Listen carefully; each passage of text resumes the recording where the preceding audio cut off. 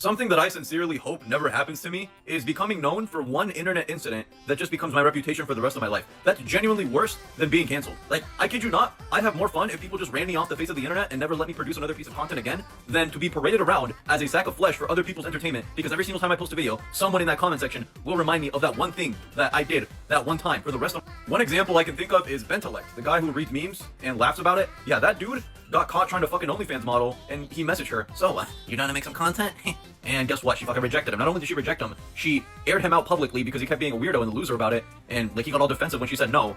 So now he's just known as the "do you want to make some content" guy. Every single time. I kid you not, without fail. Go check his comment section right now. I promise you the most liked comment will be, "Do you want to make some content?" Or like, "Do you want to film some content?" I think that was the exact line. But what I'm trying to say is, that one incident where he was cringy and corny and a loser is what he's permanently known for forever. The internet will never forget. And no matter what he tries to do to rebrand himself, make new content, do this or that, if his face is attached to it, rest assured, people will say the famous line, and he can never get away from it. Another example is that one girl who asked LaMelo Ball for his number, and he just told her, "I don't run it." Yeah, her TikTok account to this day, the most liked comment every single time will be, "I'll run it. I'll run it. Hey, does he run it? I'll run it." And like, I just can't imagine myself being in that situation. If I ever got in a scenario where I did something that embarrassing, or if I was in a situation that bad, oh my god, bro, like, I'd call it.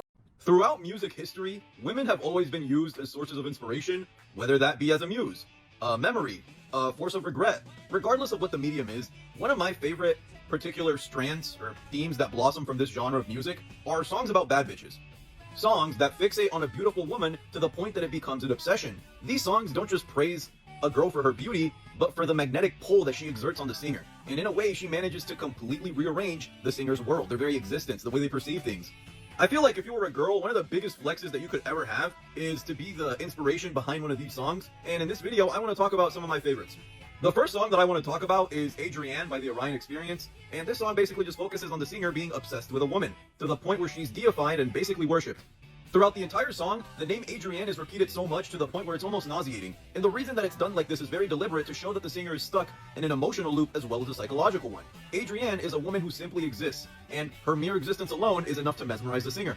Another thing that I really like about this song is that they never physically describe Adrienne. Throughout the entire song, Adrienne is more of an idea than she is a person, and that ties into the theme of idealization that the song basically revolves around. And the narrator isn't in love with a woman, rather what she represents. Beauty, elegance, perfection, fulfillment. All of these things become an amalgamation to form Adrienne. And the reason that I think this song is so well written is because it paints a picture of how some people aren't loved for who they are, but what they symbolize. And how oftentimes infatuation can be masqueraded around as admiration when those are two very different things. And I think that's a very beautifully written song and a little terrifying. Next up is a pretty well-known song, My Way of Life by Frank Sinatra. And this song is about a man, Frank, falling in love with a woman so deeply that he no longer just loves her, she becomes life itself. And he doesn't just cherish the moments that he has with her, they define his entire existence, because to him, she is everything. One parallel in this song that I can really appreciate is the tone of voice of the singer in contrast to the lyrics of the song itself. Because for a song with such extreme and loaded lyrics, Frank sounds calm, collected, sincere. Why? Well, in my opinion, it's because he's a man who's not falling apart, but rather has already fallen. And he's already committed his life and soul to this woman, and he's made his peace with it. My Way of Life isn't just a love song devoted to a woman, it's about a man who's lost his identity and no longer exists outside of said woman. And last but not least, we'll talk about What the Heck I Gotta Do from 21 Jump Street or Lin-Manuel Miranda. At a surface level, the song might seem like your typical teenage crush song, where Justin becomes enamored with the new transfer student Naomi, who is actually an undercover cop trying to bust students for selling drugs. Obviously, Justin doesn't know that, but what I really think the song tries to shed light on is the pursuit of validation and how people will do absolutely anything for it. Justin becomes so obsessed with this girl that every action that he takes becomes performative. He changes the way that he speaks, the way he dresses, the way he behaves, the way he thinks, all in an attempt to try and get her attention. And I really love how they characterize Justin in this song, because it reveals a core truth about having a crush. It's not just about the other person, but it's also about the version of yourself that you deem worthy of said person. The phrase, "what the heck I gotta do," is repeated to a point of insanity, because you can very clearly tell that Justin is losing his patience as he's pursuing this girl. And in one of his many attempts to get with her, Naomi, who keep in mind is an undercover cop trying to bust students for selling drugs, asks Justin, "Do you smoke weed?"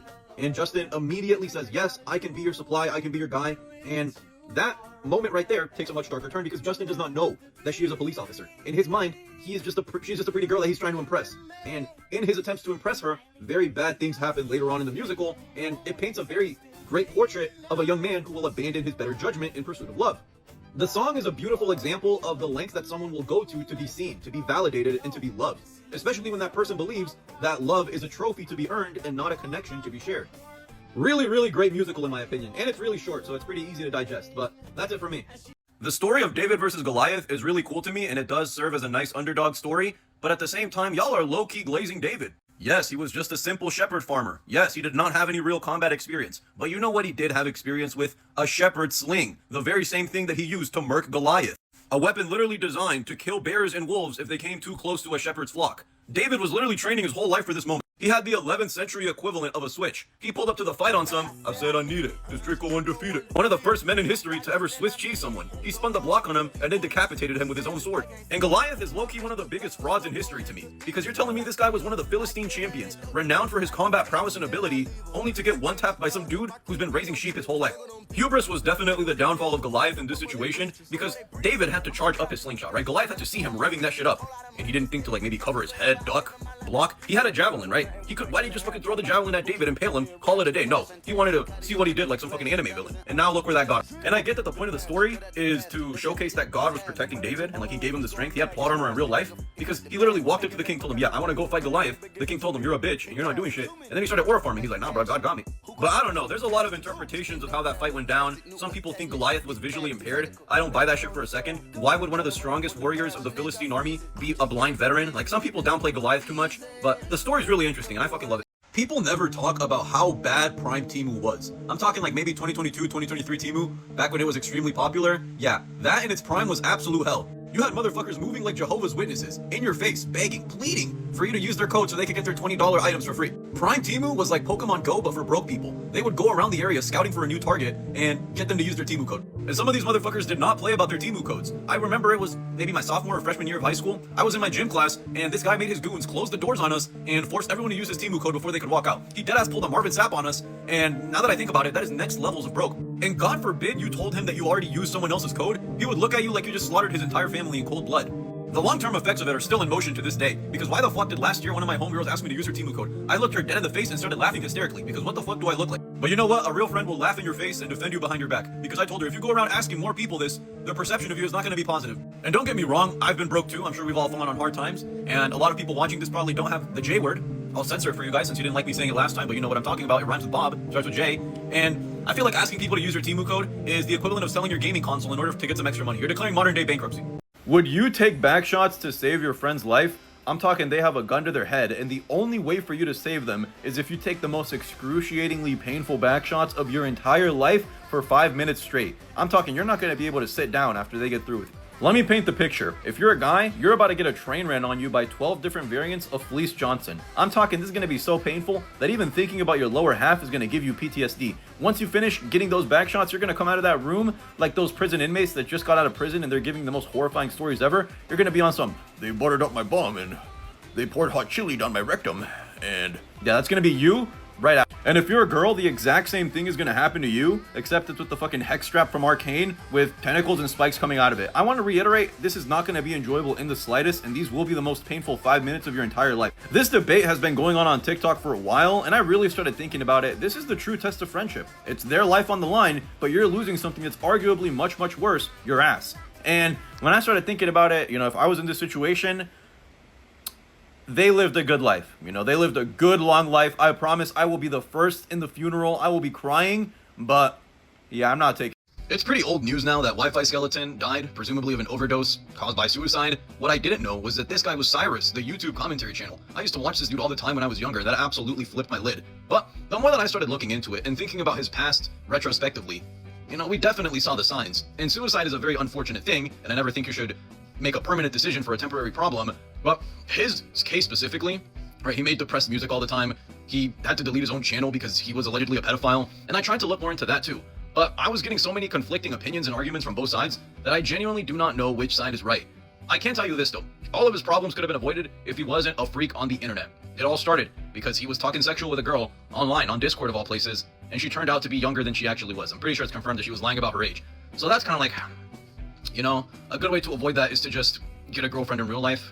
I know that might be a crazy take, but what I'm trying to say is the loss of a life is one thing, but the fact that this guy had such a pretty successful career, not only through the music field, but in social media, all to die at the age of 21, is unfortunate to say the least. And if he really is a pedophile, that is extra unfortunate. But like I said, don't take my word as absolute, because I genuinely am not sure if he was or was not. I've tried looking into it, but there's so many people arguing about what he was and what he wasn't, that I can just assume he was a freak. And he is now a freak who took their own life. Pathological liars are some of the most entertaining people you will ever meet, because they'll lie to you about literally anything for no reason. And don't get me wrong, I love to lie too. If my friends ask me for directions to someplace, I'll tell them, yeah, go take a right, a left, and keep going straight until you can't walk anymore. Whole time I just sent them to Narnia. But a real pathological liar is someone that feels the need to lie to you regardless of the situation, even when it's not believable, even when it's the most obvious lie in the world. They will double down on it, put it on their life, their entire family's lineage, and your life, that they're not lying. I remember one time in middle school, one of our friends said they had a Spider-Man PS5. Now keep in mind, this was in 2019, when the PS5 was just a myth. You were more likely to see Bigfoot than you were to see a PS5 in person. So we all thought this was cool as shit. We're like, damn, he has a PS5? No way. So our friend tells us, yeah guys, look at this, here's my Spider-Man PS5, and he shows us an image. And we were all fucking mesmerized in the group chat. 5 seconds later, another one of my friends shows a picture of the same PS5 on Google from Google Images, and he said, oh, this looks a lot like your PS5. Or there was this other time when one of my friends told me that for the summer, they were gonna go to Spain because they got scouted by Real Madrid and they were gonna play in their soccer academy. Brother, you're not even in the Sunday League. What the fuck do you mean Messi handpicked you to go play for the team? And don't get me wrong, a little white lie never hurt anyone, and it's definitely fun to lie to people and rage bait them, but if you feel the need to lie about literally everything at all times for no reason, at that point, I just consider you a pathological liar. Belle Delphine walked so Sydney Sweeney could run, because what the fuck do you mean to tell me that there is an official Sydney Sweeney bathwater soap collab with the Sasquatch brand, and people are actually, I mean, I promise you people are gonna buy this shit, right? They're only selling 5,000 soap bars. I promise you they could have made it 5 million and it would have sold out just as quickly. You don't get the lengths that people will go to when they hear bathwater in a product. It's like a moth to a flame, right? I could be selling like a bathwater pipe bomb and people are gonna be buying that instantly. Well, granted, it has to be like a girl's bathwater and it has to be like an attractive girl. Then, you know, you got your entire audience of people who are gonna do anything to buy that bathwater. You guys remember when Belle Delphine first sold her bathwater and it sold out like this? Like you blinked, that shit was gone. And there was like 30-year-old grown men who were on some, that goddess elixir has arrived. Like they were posting about it on Twitter. This dude bought the Belle Delphine bathwater. He has it right next to him. He's like licking it to the side. Also, you know, ignore the face paint. It might look a little off. I had to do a after school activity, but holy fuck, dude. Sydney Sweeney bathwater soap bar collab is genuinely insane. And am I gonna buy it? I'm not gonna buy it, but you know, you're definitely gotta be a little curious, right? Like, really? Like, is it clean? Movie sequels are a hallmark of modern Hollywood, and 90% of the time, they are straight ass. The first reason, and probably the most obvious, is profit over passion. Whenever a movie initially does well, directors see giant dollar signs strapped onto that movie and attempt to replicate that same success, not because the story demands continuation, but because they want money. A good example of this is Pitch Perfect 1 and Pitch Perfect 2. Pitch Perfect 1 did a lot better than people thought it would. It was a surprise hit. It was funny, entertaining, full of heart, witty, great movie. But the sequel felt more like a checklist of what made the first movie good in an attempt to monetize on it, and it was very evident. The film essentially recycled the same formula that made the first one good, with less charm. So logically, the movie was pretty forgettable, and that's why it sucked. The second major reason would be using nostalgia as a crutch instead of actually trying to make a good movie, and there's a lot of franchises that fall victim to this. Karate Kid, Jurassic Park, and the one that I want to talk about, Fast and Furious. I will say the Fast and Furious movies definitely got better as they went on. I'd say that Tokyo Drift was one of their best movies ever, and that wasn't the first one, and I really liked Fast 5 as well. But after the fifth one, it really started to feel like we were just going through a song and dance routine rather than the story progressing in any meaningful form, and I'm half convinced that they're gonna have these motherfuckers doing this until they're retired, bro. They're gonna be 90 years old, drifting around in the wheelchairs in the retirement home on some, we need to win this shuffleboard for family. They made Fast and Furious 10, and there's already a part 2 for that movie coming out in 2026. And I can call them bad all I want, but there's a reason that they keep making them, right? It's a safe formula that people are gonna watch and that will make money, but they'll never compare to the original movies, right? The ones that came out before. Before I end the video off, I will say this, not all sequels are doomed to be dog shit, just most of them. Another one that came to mind was Class of '09. The first game was pretty cool. Second game, they just like introduced a foot fetish timeline for no reason. What the fuck are we doing? And I'll give you an example of some movies that had pretty good sequels. The Back to the Future movies, I think those are amazing. The Godfather movies, you know, who doesn't think those are amazing? Fucking 10 out of 10 films right there. But yeah, I think that's it from me. It's been a while since I've done a list on here, so I'm gonna do my top 5 hear me out characters in media/fiction. Coming in at number 5, we have the P.E.K.K.A., specifically the P.E.K.K.A. from Clash Royale. And the reason that I'm gonna go with her is because she seems like the gentle giant type, and definitely would be a good mother. There'd be some good co-parenting going on here. And maybe she can unlock her evolution, so I just have like a super strong bodyguard too. It'd be nice. Coming in at number 4, we have the brown M&M, and I really don't think I have to explain myself too much here. I feel like this is a pretty universally agreed upon attractive character, and anyone that disagrees is lying. Coming in at number 3, we have Malgosha from the Minecraft movie. A lot of people watched this movie and immediately started fiending for Emma Myers, and you guys were just blind to the treasure that was right in front of you, because Malgosha was most definitely the baddest character in the movie, and you guys really don't realize how she would be a pretty good partner, all things considered, and she's definitely in my top 3 for my hero. Coming in at number 2, we have Wildstyle from the Lego movie. This is another one that I think a lot of people are going to agree with. When we all saw this movie for the first time, like, she was set up to be the main female lead, and like a pseudo love interest for the main character. I don't really think that they did anything in the first movie, but you get what I'm trying to say, right? Like, it's wild style. And coming in at number 1 is going to be Squidward, specifically in the episode that he broke inside of the vault and ate all of the Krabby Patties. Oh my god, he's lucky that I wasn't behind all that, bro. SpongeBob is a better man than me because he did not try to get at Squidward that entire episode and he was missing out. Oh my goodness. And I think that wraps up my top 5 Hear Me Out characters. If you disagree with the list, you are objectively wrong, and I will not elaborate. Dudes who don't have a filter when they're around different people have got to be some of the most detrimental individuals to be around for your own reputation. Because at the end of the day, those are your friends. Those are your buddies, your compadres, brachachos.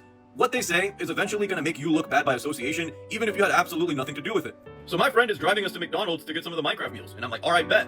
I already have fucking 4 of them. I'm collecting the toys, and the only one I'm missing is the Grimace butt plug one and some other one. So it's me, my friend who's driving, 2 of my homeboys, and these 2 girls that tagged along with us because they want to get the Minecraft shits too. And there's nothing wrong with the 2 girls, they're cool people, we're all cool with them. But like I said, you need to have a filter. You can't just say whatever the fuck pops into your mind, because not only are you gonna make yourself look bad, you're gonna make all of us look. And my 2 other friends that are in the car with me are recurring characters from my stories. We have Gertrude and Oswald. Gertrude will most likely end up on an episode of Predcatchers one day, and Oswald just cannot stop saying slurs to save his life. Now pair these 2 with the 2 girls that were already in the back seat, and not a single good thing came out of that car ride. We're on the way to get food, and we pass an elementary school. What the fuck does Gertrude say? There's baddies there. Not a single soul was laughing. The entire car went quiet. He was the only one laughing to his own joke. Please shut the fuck up. And I don't know what prompted Oswald to do this, but the second that he gets in a car with a black girl, All of a sudden, he needs to Start saying the N-word.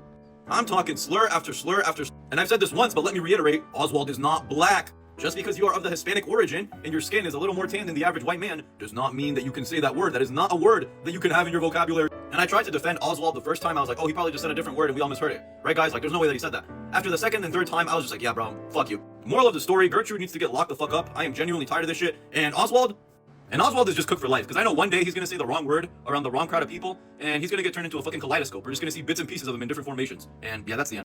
Men used to go to war is one of my favorite phrases ever because of all the implications that it has. Because I've had the same saying thrown at me by chicks and dudes. And every single time that they say it, I promise you do not want to go back to those times. Because let's imagine what life was like for the average man who got drafted into World War II back in 1939. Some of you motherfuckers get scared to order at a McDonald's. And you think that you're gonna fare well when you have to fight against other people for your life? We're gonna see motherfuckers trying to take a picture for their story, and then 2 seconds later they get their head blown off by someone in a trench. If you are a man and you got drafted into World War II, you might as well just kiss your life goodbye because there's a good chance you're not gonna make it back. And these times weren't that much better for women either, because if you think about it, domestic abuse was extremely common back then, and not as reprehensible. You know, it happened a lot, and the dudes that did it didn't get in trouble. A housewife could have made the lasagna 2 degrees lower than it should have been, and she's gonna get hit with a gang beast combo with her body flying out the window. So all in all, what I'm trying to say is, no matter what gender you are during that time period, chances are you are not gonna be happy. Besides the constant threat of global domination from the other side, or the fact that you had to go fight in the war, or the fact that the war was gonna be in your house when you turned into Mike Tyson's punching bag, or literally anything else. I promise you the 1930s, like 1939, but early 1940s to late 1930s were not that amazing. A non-binary person has never told me that saying before, so I guess that's one thing I need to cross off the bucket list. I need to go get that done. In the recent years, looks-maxing, which is just the practice of trying to look as good as possible, physically at least, has gained a lot of traction amongst men. And what once used to be a very niche community confined to the slums of 4chan has now become extremely widespread. And this entire phenomenon has led to an entire new community of men who made careers off of looks-maxing content. And while I think there's nothing wrong with trying to improve your visual aesthetics as much as possible, who doesn't want to be the best version of themselves, there's a very fine line between the 2 sides of the debate. While some people view it as a healthy pursuit of self-improvement, other people see it as a giant industry fueled by the insecurities of young, impressionable teenage boys who consume this content and think to themselves, damn, I'm cooked, I need to lock in, I need to fucking height max, I need to fix my eye area so I have no upper eyelid exposure, I need to fix my cancel tilt, I need to start hard maxing, I need to start surgery maxing. And once you start going down that rabbit hole, things can get a little hairy. And the more that I study this, I begin to see a lot of parallels with the makeup industry, the female beauty industry, which in a way can have a lot of the same pitfalls that the looks maxing industry does, in where on one side it can definitely be a good thing. You know, makeup is a form of self-expression, and a lot of people use it because it makes them feel good. They like wearing makeup, they like looking better. And on the other hand, the makeup industry definitely profits off of the insecurities of women. And in the same way that the men in the looks maxing community compare themselves to supermodels, women have also long been subjected to beauty standards. And these beauty standards are reinforced by advertisements, influencers, models, magazines, all of which promote very unattainable goals for the average person, which in turn leads to more deep-found insecurities. Glass skin, the perfect body, the perfect tan, and a lot of bodily features that you can't control are now part of an arbitrary beauty standard that you have to live by. And what do these beauty standards require you to do? buy extensive amounts of makeup or cosmetic surgery. The makeup industry thrives off of the self-improvement paradox because it sells you the confidence to be happy with what you look like while also subtly reinforcing that you are not enough without their product, and that's how they get you. And male looks maxing follows a very similar pattern. As men seek to enhance their looks, industries emerge to capitalize off of said insecurities. You see a lot of companies now marketing things like jawline enhancers, hair growth serums, testosterone boosters, all of which only serve to make men feel inadequate without them. Much like how women are pressured by the societal standards of having flawless skin, the perfect makeup, symmetrical features, men are also being subjected to these exact same standards, just through a different guise, which is looks maxing. What I'm trying to say is that the looks maxing communities and the female beauty industry both have the same goal in mind, to profit off of the people who don't feel good about themselves. But I'm also at a crossroads because self-improvement is a form of empowerment, and bettering yourself to try to be the best version that you can be is a very noble effort, and there's nothing wrong with that. But is it possible to promote self-care and confidence without fostering a culture of dissatisfaction and insecurity within yourself?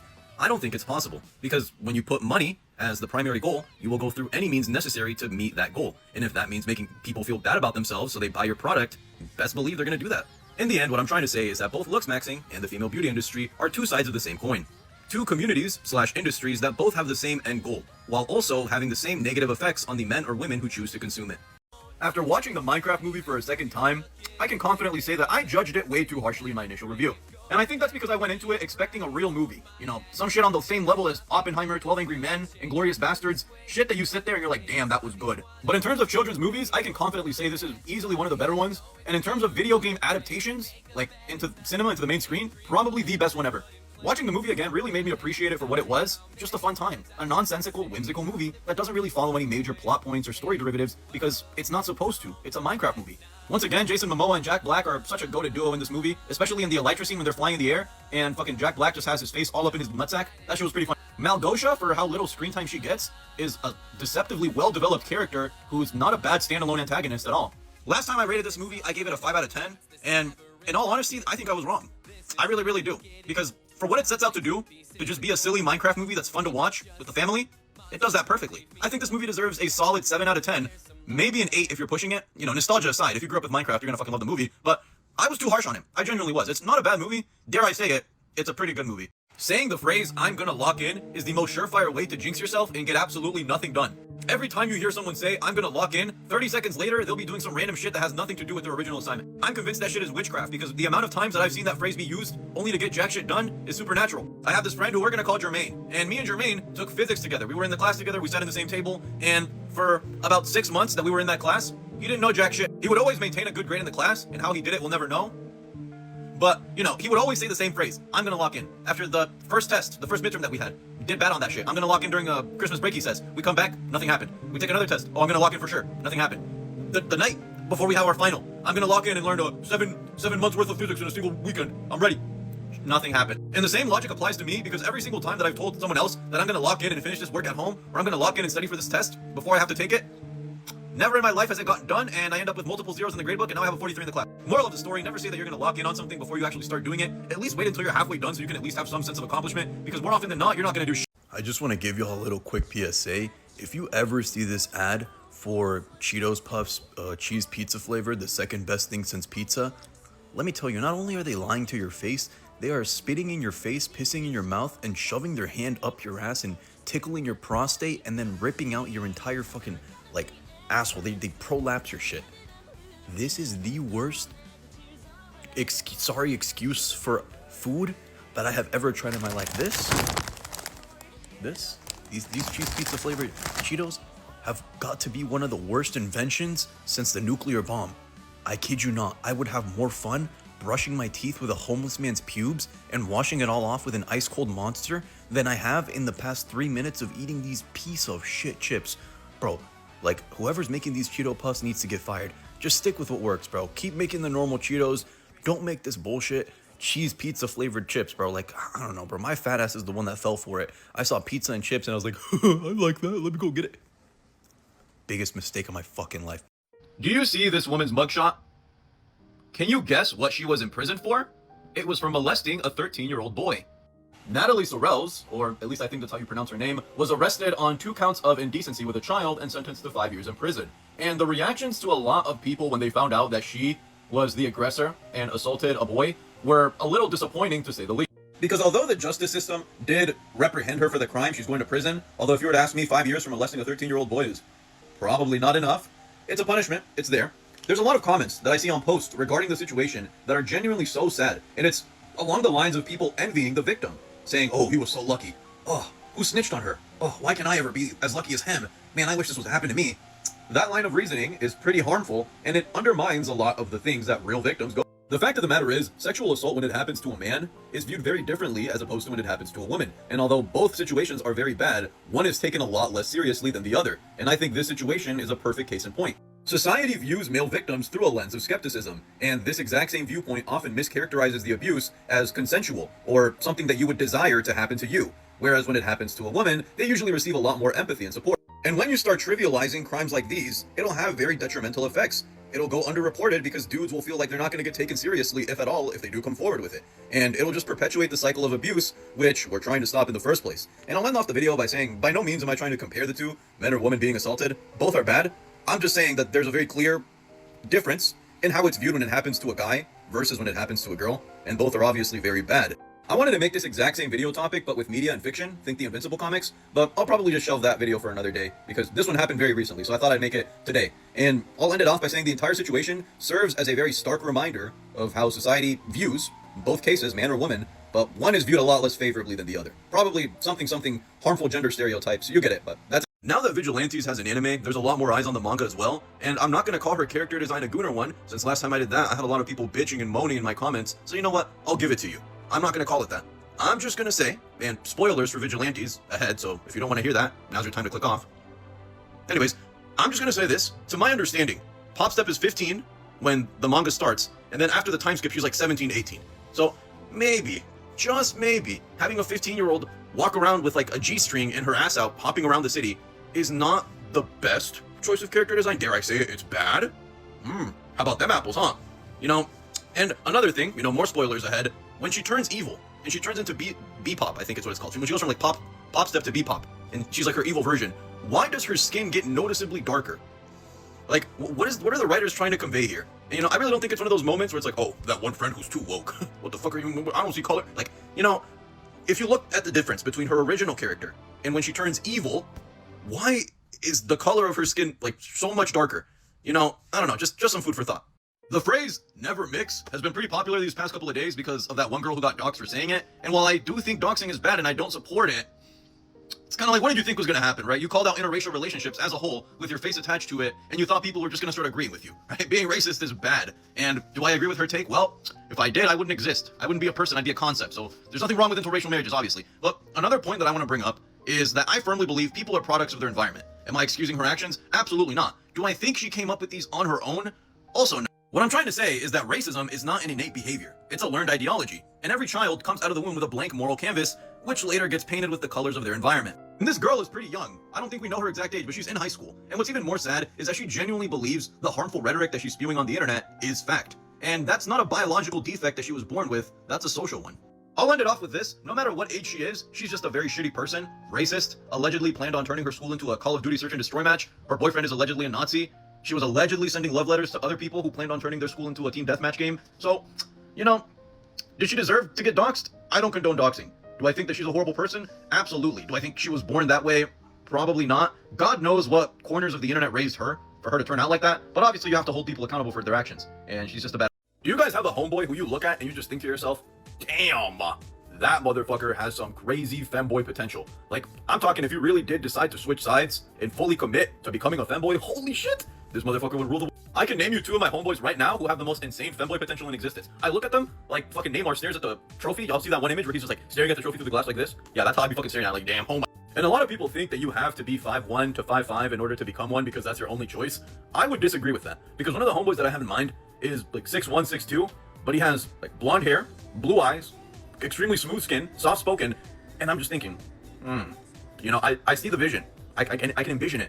And it's more so about the essence of your being and your inner core, who you are inside, that really matters when you're trying to make transition. Because I promise you, not everyone would be a good femboy. Some of y'all would be some ugly ass fucking femboys, and that's okay, you know? I know that if I became one, I would not be successful, which is why I don't go into that path. But I see some of my peers around me, and I just know that they are sitting on a metaphorical gold I'm sure that if I told them that I saw this dormant potential lying inside of them, their knee-jerk reaction would be to get mad and be like, ugh, you want me to become gay? Start sucking dick? Ew, I don't want to do that.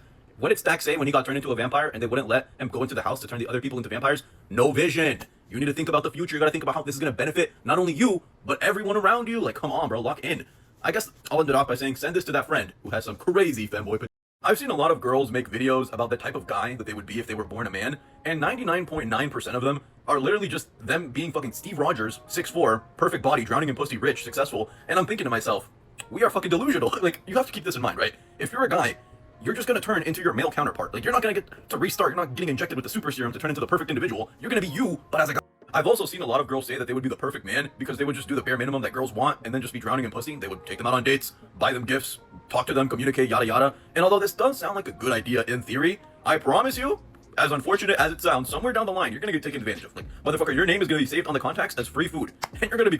And if you truly wanted to be a guy and you fantasize about living that lifestyle and how much better it would be than you as a girl, then shit, bro, who's stopping you, you know? The town inside me and everyone's voice. Only I'm not there, just watching from afar. I can go. I feel like at some point we have to face reality and just acknowledge the fact that if we were to turn into the opposite sex, it would not be this insane transformation that you think it will be. I'll be the first to admit, if I turned into a girl, I would not fucking morph into Adriana Lima overnight. I would just be me as a girl, right? I'd probably be a 5'2" Latina with a fat ass and curly hair, and that's about it, you know? I wouldn't be anything special. I would make it work, but I know that I'm not gonna have this incredibly much better life than I have right now, because I'd still be me. Raising the age of consent is an extremely interesting debate to me, and it's less so about the argument itself and more so about how people react to said debate, because it's really telling, you know? Some people don't care, and then on the other side of the spectrum, some dudes are moving like you just said Voldemort's name, like, oh, above 18? What are you, crazy? And I've seen a lot of numbers get thrown around, and the two most popular ones are make it 21 because that's when you're allowed to drink, so that's when you should be allowed to give consent, and make it 25 because that's when modern neuroscience tells us that the prefrontal cortex is fully developed. And I was struggling as to which number I wanted to go with for the debate. I definitely think 18 is a little just because of those really niche scenarios where you will see these like 38, 40 plus grown men dating these freshly 18 high school girls. I think that's fucked. That's a little, you know, maybe we shouldn't do that. And after thinking about it, I think 21 is really the perfect middle ground here, and 25 is just fucking stupid. And although from a scientific standpoint, a 21-year-old's brain isn't fully developed, they do still have exponentially better long-term planning skills, judgment, and impulse control than an 18-year-old would. Hell, I'm 18 right now, and I can fucking promise you that 21-year-old me is gonna be at least twice as smart as I currently am. I'm not even there yet, but I just know. I feel like it's just common sense. And the reason that I don't think the age of consent should ever get raised all the way up to 25 is mainly for two reasons. Number one, you're fucking over every single young adult in the country. You're gonna be telling 22, 23, and 24-year-olds that they're incapable of giving consent, yet they're old enough to go work full-time jobs, live alone, go to the army, but you can't consent? It just seems very backwards to me, and we're reaching the point where you're starting to undermine the autonomy of a person. And in a country like America, that's a big no-no. And the second problem that comes from raising the age of consent to 25 is the legal loophole that you create, which opens a very dangerous window to some not-so-good people. What do I mean by that? Well, if 25 is legally considered an adult, and that's when you can consent, that means legally, a 24-year-old is a minor. So is a 23-year-old. So is a 22-year-old. In the same way that a 16, 17-year-old is a minor. And that is a big no-no. That means that legally you'd be giving these people who are 24 and below a chance to go hit up these high schoolers with no repercussions, and I promise you they would. I fucking 100%. Like, the age of consent doesn't even stop people as is, right? We had James Charles, who was already hitting on underage boys, even though the age of consent was 18. Like, really, it's not stopping anyone right now, but imagine if it was 25. It would just really open up a can of worms that I don't think you want to open. I would say 21 is the perfect middle ground for what the age of consent should be, because at that point you're no longer a teenager and you're starting your transition into young adulthood, which is when you can truly, in your heart of hearts, give the most informed consent, at least in a sexual relationship. But do I think it's ever going to change? No. I'm pretty sure that's just going to stay at 18 forever. And Japan, fuck bro, we had to fight those dudes to go from 13 to 16. So if you tell them to raise it to 18, they might have a heart attack. I don't believe incels exist. I don't believe femcells exist. I don't believe Santa Claus is real. But we're more so going to focus on the first word, an incel. What is an incel? Someone that's involuntarily celibate. And although the idea of feeling unwanted and feeling like you're never going to find a partner for the rest of your life is definitely real, it stops at an ideology. It's a label without a body. Because although yes, there are definitely a huge influx of loser men out there, I wholeheartedly believe that no one is born fundamentally unlovable. And on that same note, I don't think there's a male loneliness epidemic. Although I think there's definitely a problem here, I wouldn't really classify it as male loneliness, because we don't really have a huge surplus of lonely men. We have a huge influx of losers who are addicted to self-pity, because victimhood is one hell of a drug. That's my main theory, because in this day and age, with the internet, it is so easy to find like-minded people. No matter what belief you may have, I promise you there is a corner of the internet where you will find a group of people that agree with you. In this case, let's say you're a guy, and you find yourself struggling to find a partner. It's easier to blame someone else than it is to take accountability. So what will you do? You'll find echo chambers of like-minded people. People who will agree with what you say and egg you on and make you really solidified in your beliefs that, oh, I'm not the problem, everyone else is. So what happens when you get locked in this echo chamber? No one grows, no one reflects, no one learns, and most dangerously, no one takes accountability. Loneliness is a condition, but being a loser is a choice. Here's a prime example of that. You know the guy who had 2 million swipes on Tinder but only had a single date? Do you see what his profile looked like and what he was wearing? You really think someone is gonna wanna go on a date with a dude who's proudly repping "sit your ass on my face" as a hoodie? Or his profile is like, yeah, I'm only looking to fish. Anything else, you can go fuck yourself. At some point, we have to begin to realize that if we want to expand our outreach and broaden our horizons, we might have to change ourselves just a teensy tiny bit. I'll end the video off with this. Loneliness is supposed to hurt. And when you feel sad and alone, that is an evolutionary response. That is your body, your primordial instinct telling you that something is wrong and it needs to change. That is life, nudging you to grow, connect, reflect, meet new people. And I don't think the epidemic was ever about loneliness specifically, but more so how men respond to it. And I think that's all I have to say. 2022 Wally West was one of the most annoying characters in all of fiction, and not because he's poorly written, but because of how popular he was. This dude was in every single 1v1 power scaling edit known to man, and he would absolutely dog walk his opponent every single time. There was no contest. This dude would win with negative difficulty. God forbid your favorite character went up against Wally West. He's cooked. It got to the point where people weren't even power scaling him against fictional characters anymore. They were just making him fight whoever they wanted. And, you know, it was getting ridiculous. And where the fuck is that music coming from?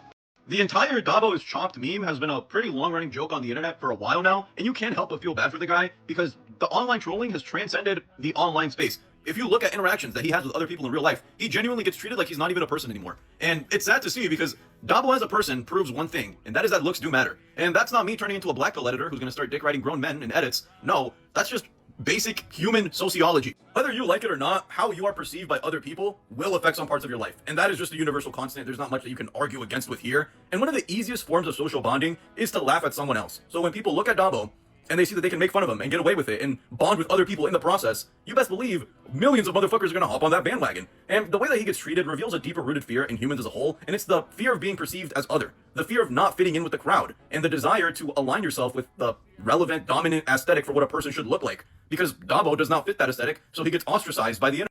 I also think a lot of people are just assholes, like that one guy who pressed him at Chipotle when he was getting his food for absolutely no reason. He just put a phone in his face and started screaming at him, calling him names, calling him chopped, and then posted it on the internet for a few clicks. You're a fucking dickhead. Or, I forgot the girl's name. It was Emily something. I'm sorry, I'm not caught up with the Cerebral University lore. I haven't had time to sit there and watch 12 hours of VODs, but there was this one girl, and she's like 23, 24. She's a grown woman who like walked up to him, tapped him on the shoulder, and just called him ugly. She's like, "You're ugly!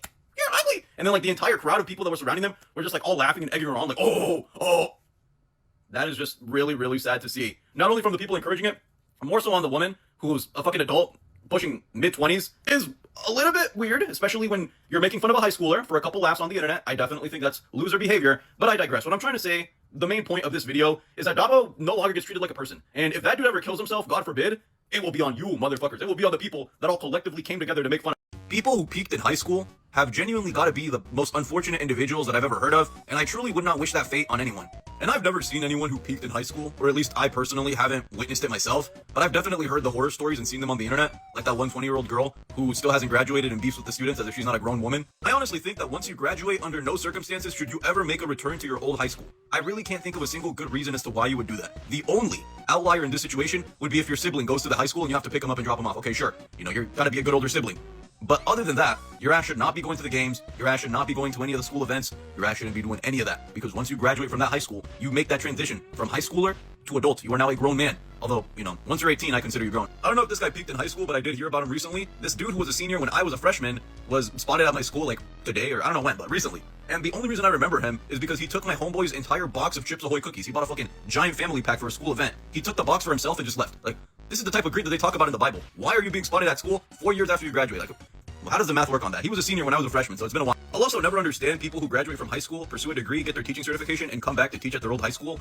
It just really boggles my mind. I'm not really gonna downplay anyone that does it, because one of the best teachers I've ever had did that. Fucking love her to death. But I don't know, if I was a teacher, I really wouldn't want to ever walk those halls again. I can definitely feel some super senior vibes from the people that are in my grade right now, and I'm willing to bet money that a year from now, I'm gonna be seeing them use the let me give you a ride home method, even though they're freshly graduated. But, you know, let's hope not, but we'll see how it goes.